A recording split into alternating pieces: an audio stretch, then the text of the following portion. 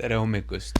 Käes on hommik ja kui on üks asi, mida ma olen sotsiaalmeediast õppinud, siis see on see, et sul peab olema perfektne hommikurutiin, sest vastasel juhul selle puudumisel on su päev juba läbi kukkunud. TikTok ja Instagram on täis inimeste hommikurutiine ja kõike seda, mida nad hommikuti ka korda saadavad.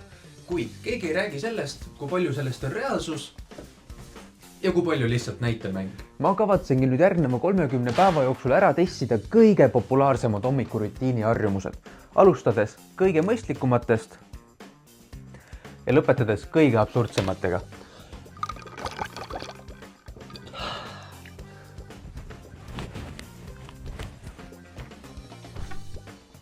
Video lõpus annan ma ka teile nimekirja, millised hommikurutiini harjumused päriselt töötavad ja millised on lihtsalt ajaraisk. Aga miks ma otsustasin neid harjumuseid teha just 30 päeva? Ma oleks võinud ju piirduda vabalt nädalaga. Aga reaalsuses on see, et harjumuste kinnistamine võtab kehal tegelikult 2–8 nädalat aega.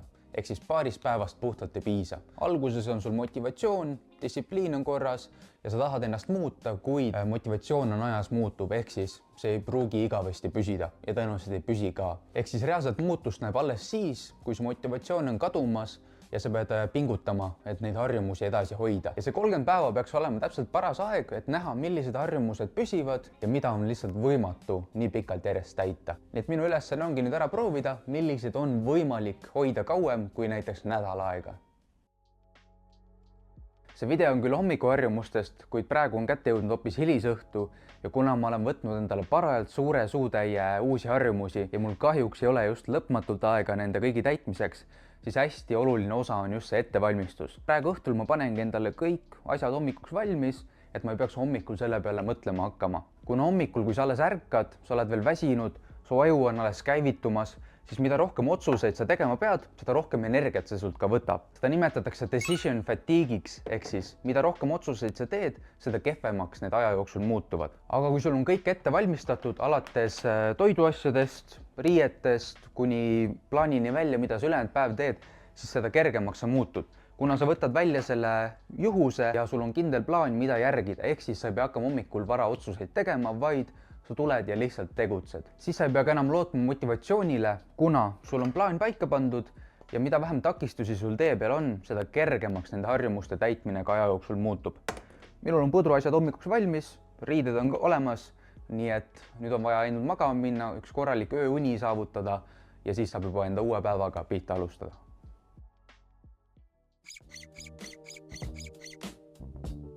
Tere hommikust, kell sai just 6, käes on esmaspäev ja ma ütlen ausalt, et kui ma ei filmiks teile seda kogu protsessi üles, siis ma paneks väga kergelt praegu luugid kinni ja läheks tagasi magama. Aga siin me oleme, äratus on käinud ja pidigi olema uute harjumuste puhul, et kõige raskemad on just need esimesed 3–4 päeva. Õnneks otsustasin ma kogu seda protsessi läbi teha just kevadel, nii et väljas hakkab vaikselt valgeks minema, mis muudab asja kindlasti palju kergemaks. Ma siin pikalt ei lobise, muidu ma vajun uuesti ära, ma parem hakkan kohe tegutsema.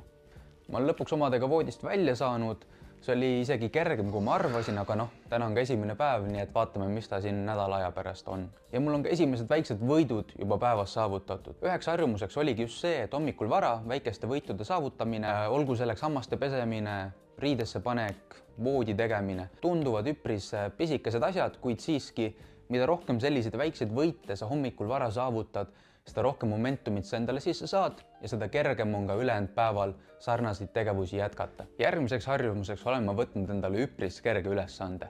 Nimelt, see on hommikul vara, esimese asjana ühe veeklaasi tühjaks joomine. See tundub jällegi üpris väike asi, kuid samas see on ka nii kerge, et miks ka mitte seda teha. Kuna su keha on tegelikult terve öö olnud vedeliku puuduses ja ka kerge dehüdratsioon võib mõjutada su energiataset, siis see on väga hea ja kerge viis, kuidas seda vältida. Varem ma alustasin päeva alati kohviga, aga see vesi on palju parem lahendus, kuna see aitab sul tegelikult keha käima tõmmata ja paneb ka ainevahetuse kohe tööle. Jällegi ühel harjumusel linnuke kirjas, niimoodi tundub, et läheb päris kiiresti juba, aga võtame ette järgmised asjad. Nimelt selleks on siis hommikul vara kohe söögi tegemine. See annab sulle samamoodi energiat, mida siin päeva jooksul kulutama hakata ja kuna mul on ka päris mitu füüsilist harjumust endal siia hommikusse seatud, siis see aitab kindlasti nende saavutamisele omajagu kaasa. Täna ma hakkangi endale tegema putru ja kiire süsivesikuallikas, pluss saan ka natukene valku minu erilise retseptiga. Kui see saab tehtud, siis on paras aeg minna teha esimene natuke füüsilisem harjumus. Selleks saab olema hommiku jalutamine, aga kõigepealt sööme kõhu korralikult täis, siis jaksab ka jalutada.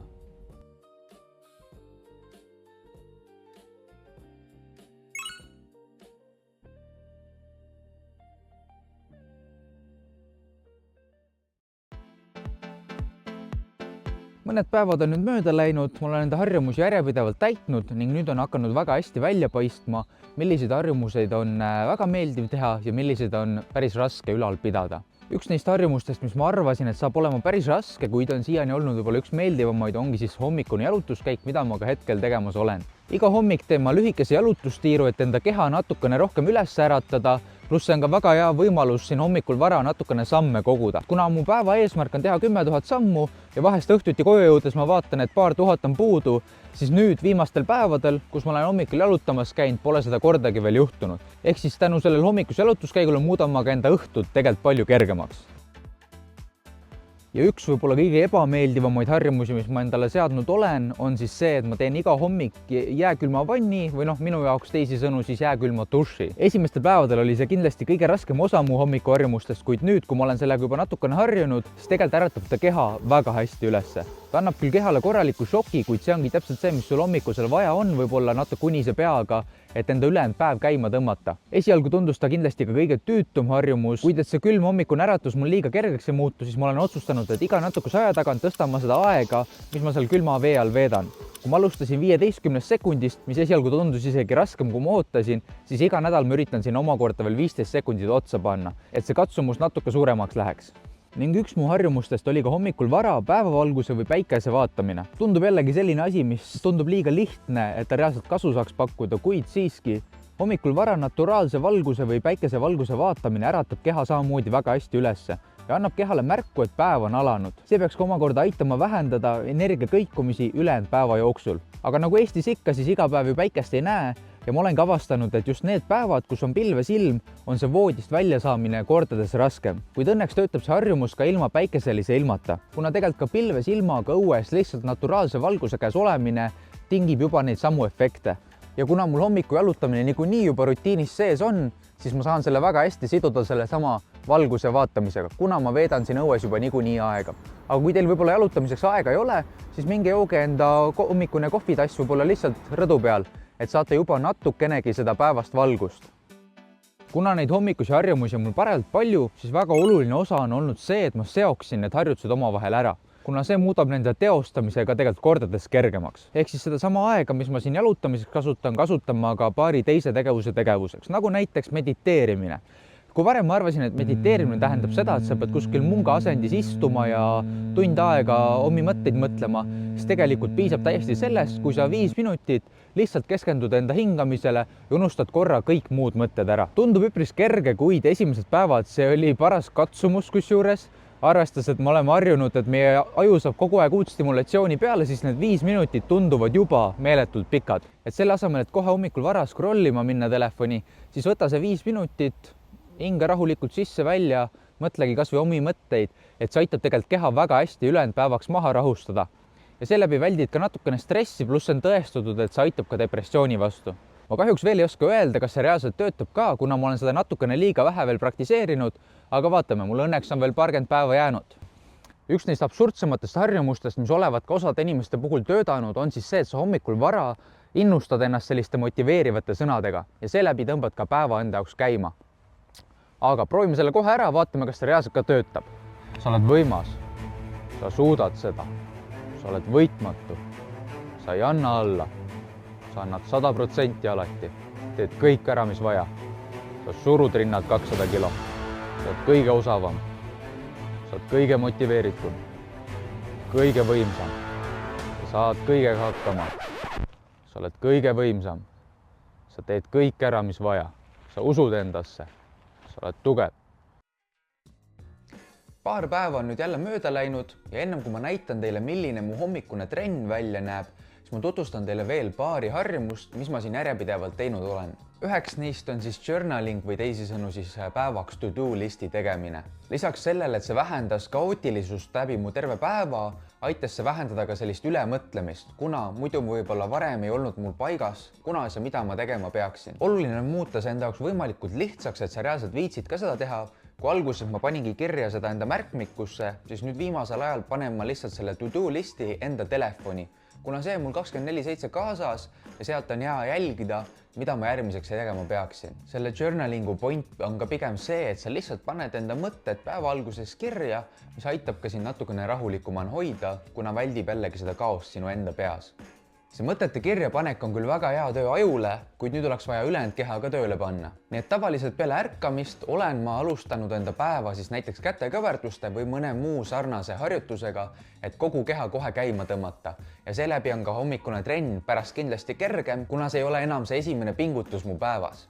Mina seadsin endale küll eesmärgiks, et teha 100 kätekõverdust iga hommik, kuid tegelikult ei pea asja nii ekstreemsusesse viima ja piisab näiteks lausa 20-st, kuna see annab lihtsalt selle väikese võidutunde juba sul siia hommikusse, pluss sa oled ka kohe aktiivsem. Aga ma ütlen ausalt, see on kujunenud võib-olla ka üheks raskemaks ülesandeks, kuna lihtsalt see number 100 on parajalt suur, et iga hommik on päris tüüta seda siin hakata tegema. Tehtud nad said. Nad on kindlasti muutunud kergemaks aja jooksul ja eks ta ole loogiline ka, mida rohkem ühte asja teha, siis seda kergemaks see muutub ka sinu jaoks. Loodetavasti varsti ma panen juba ühe käe peal, ilma et see mingi pingutus mulle oleks. Ja kuigi praegu on juba siuke tunne, et päev on nii kaua kestnud ja läheks vaikselt tagasi magama, siis nüüd ma hoopis pakin enda kodined kokku ja lähen trenni, et see viimane suurem pingutus siin hommikus veel ära teha.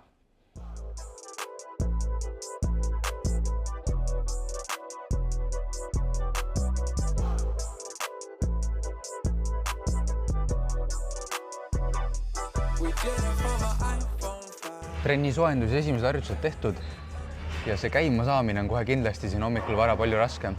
Jumal tänatud, ma selle korralik hommikusöögi sõin, et see annab natuke sellist tuhinat juba, aga vajab tegemist, aga ma usun, et tegelikult numbrid ja trenn ise tuleb päris hea ilmselt. Sellises hommikuses trennis ongi tegelikult see soojendus kõige olulisem osa, kuna ärgates keha võib-olla on selline kange, sa pole ennast pikka aega liigutanud, siis see kiire soojendus aitab sul lihtsalt keha ette valmistada trenniks, ilmselt suutlikkus on palju parem, pluss ka tegelikult vigastusoht on väiksem. Kuid mitte, et see õhtune soojendus vähem oluline oleks, et julgelt soojendage ennast üles, tahate näha, et teil lähevad trennid kohe palju paremaks. Ja ma ütleks ka tegelikult, et neile, kes võib-olla hommikul trenni ei jõua, siis tehke kodus see kiire hommikuvõimlemine sellegi poolest, et see äratab ju keha samamoodi üles, et ei pea ilmtingimata trenni selleks tulema. Et see tõmbab ju keha päevaks käima ja teil on endal kohe parem enesetunne. Kulub väga ära praegu. There's a war going on outside, no man is safe from. You could run, but you can't hide forever from these streets. Selle hommikuse trenni puhul kõige raskem osa, kus juures oli tegelikult just see kodus voodist välja saamine. Et selle on ju hea, soe, mugav, et kes tahaks sealt välja ronida, aga tegelikult kui liigutama hakata, nüüd kui ma olen juba mõnda aega siin trennis olnud, siis tegelikult hoopis teine tunne. Et tehke see esimene samm, käige, tehke see hommikune trenn ära. Selle võrra on teil ju õhtul rohkem aega, et kes see peale seda väsitavat tööpäeva enam trenni viitsib minna. Saate selle võrra endal võib-olla rohkem vaba aega juurde. Kõige suurem miinus sellise varase trenni puhul on võib-olla just see, et sa pole jõudnud terve päeva peale nii palju süüa, keha pole jõudnud nii palju toitu läbi seedida, ehk siis jõunäitajad võivad seeläbi natukene kannatada. Mul endal ka praegu päris samad numbrid ei tule, mis viimane kord, aga ilmselt see on ka natuke harjumuse asi, et kui ma siin 6 aega järjest niimoodi käin, keha harjub selle hommikuse trenniga ära ja küll need jõunäitajad ka kasvama hakkavad. Üks väga hea boonus selle hommikuse trenni puhul on veel lihtsalt see, et saalid on palju tühjemad. Inimesi on vähem, hea rahulik on teha, pole pidanud ühegi masina taga järjekorras ootama, et see muudab tegelikult trenni kohe palju kiiremaks. Kui vastupidi õhtuti on siin vahest ikkagi hullumaja, siis kes tahab vältida rahvamasse, tulge hommikul trenni. Shook, cause ain't no such things as halfway crooks. They never around when the beef cooks in my part of town. It's similar to Vietnam.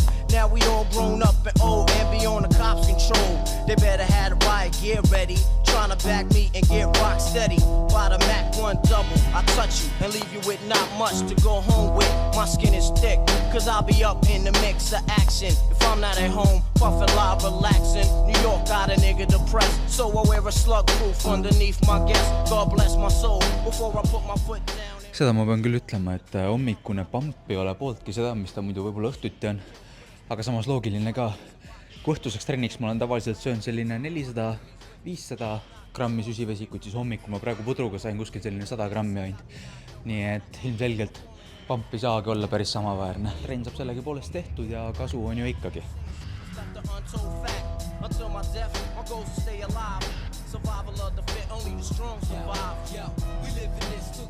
Nii, aga ma sain trenniga nüüd ühele poole. Algus oli kindlasti päris keeruline, aga tehtud ta sai ja tegelikult polnud trennil midagi viga ka. Et kui see hommikune ärkamine pole välja jätta, siis tegelikult on hommikune trenn päris hea. Aga miks ma just siin MyFitness seda trenni teen, ongi siis see, et selleks kuuks ajaks ma tulin siia, kuna siin saalis on olemas ka sauna võimalus. Ja sauna on ju tegelikult väga kiidetud ja ma proovingi seal nüüd proovile panna, et kas iga päev siin hommikul väike saunatiir teha, kas see aitab ka kuidagi siis selle enesestundele või tervisele kaasa. Et lähme testime ka selle ära.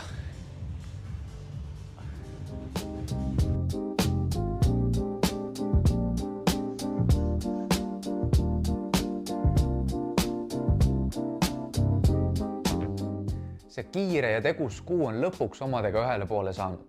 Ja nüüd on paras aeg, et ma annan ka teile tagasiside, milliseid neid harjumusi tasub proovida ja milliseid võib-olla mitte nii väga. Esimeseks harjumuseks oli mul varajane ärkamine.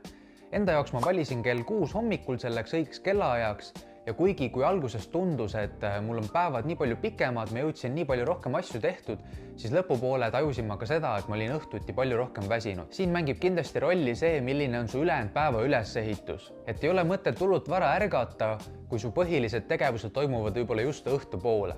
Kuid minu puhul see pigem tuli kasu, kindlasti jätkan selle sama harjumusega ka edaspidi. Järgmine võtte võib-olla nii spetsiifiline harjumus oli siis see, et ma saavutan mõned väiksed võidud või siis teostan mõned tegevused hommikul vara, et kohe see momentum päevaks sisse tõmmata. Ma ütleks, see toimis väga hästi, et kui sa hommikul vara kohe näiteks enda voodi ära teed, see annab juba sulle selle päeva esimese võidutunde ja see on palju kergem nende samade tegevustega ülejäänud päeva jooksul jätkata. Järgmiseks võtsin ma endal hommikul vara kohe ülesandeks juua 1 klaasitäis vett. Ma ütleks, et on nii kerge harjumus, et miks mitte teda teha, kuid kui sa ülejäänud päeval suudad tegelikult normaalselt juua, siis tunnike siia-sinna selle esimese klaasi joomise puhul ei mängi võib-olla nii olulist rolli. Ta on küll hea harjumus, kuid võib-olla mitte nii tähtis kui mõni teine, kui sul see vedeliku tarbimine paigas on. Peale seda tuli ka hommikusöök. Hommikusöök, ma ütleks, on väga tähtsal kohal.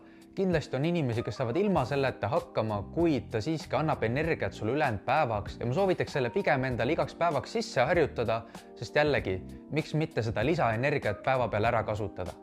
Peale hommikusööki tegin ma ka jalutustiiru ja alguses, kui see tundus võib-olla esialgu üks raskemaid harjumusi, siis tegelikult oli see ka üks meeldivamaid.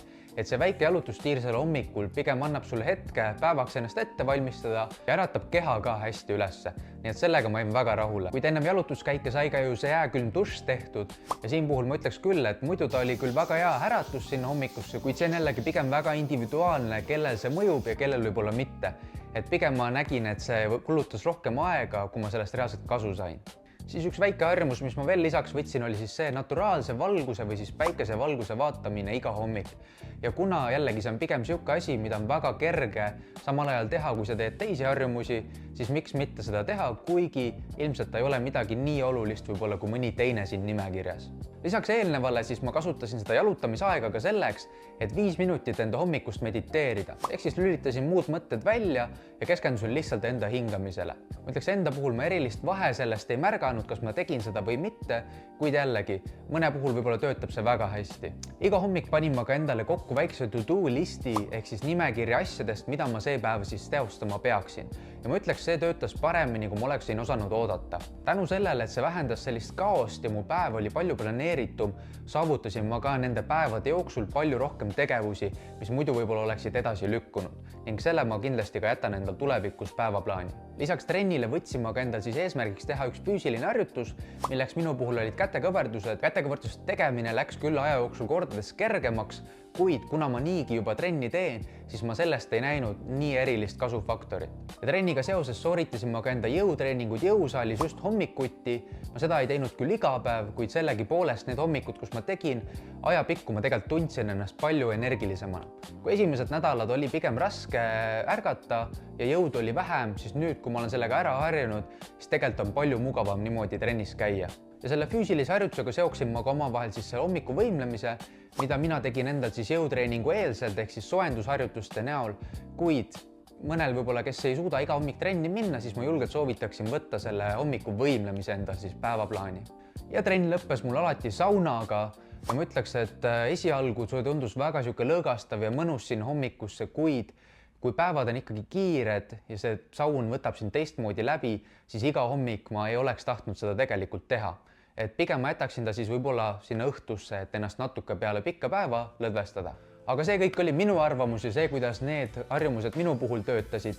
Julgelt soovitan, proovige need kõik enda peal läbi, et te saate reaalset aimdust, kuidas ta teid ja teie enesetunnet parandab. Ainuke miinus, mis ma siit nende kõigi harjumuste puhul välja tooksin, on siis see, et ärge valige endal nii suurt hulka harjumusi korraga, sest lihtsalt see ajakulu, mis mul iga hommik nende tegemiseks läks, see oli natukene liiga suur ja sellest tekkis ka selline tüdimus neid kõiki sooritada. Aga eks see eesmärk oligi mind ka ju natuke proovile panna ja ma loodan, et te leiate siit videost ka endale mõne harjumuse, mida siin tulevikus vaikselt tegema hakata ja mis teile natuke seda heameelt tuua võiks. Aga suur aitäh teile kõigile, kes selle video lõppu jõudsid ja ma loodan, et teile see video meeldis ning kui te peaksite ka tulevikus sarnast sisu tahtma näha, siis julgelt visake follow mu Instagramile ja YouTube'ile, kuna siin tulevikus on veel plaanis paar suuremat projekti ning kui teil tekkis video jooksul küsimusi, siis julgelt visake need siia alla kommentaaridesse ja ma üritan teile järgemööda ka kõigile vastata. Minu poolt aga suur aitäh ja kohtume järgmises videos.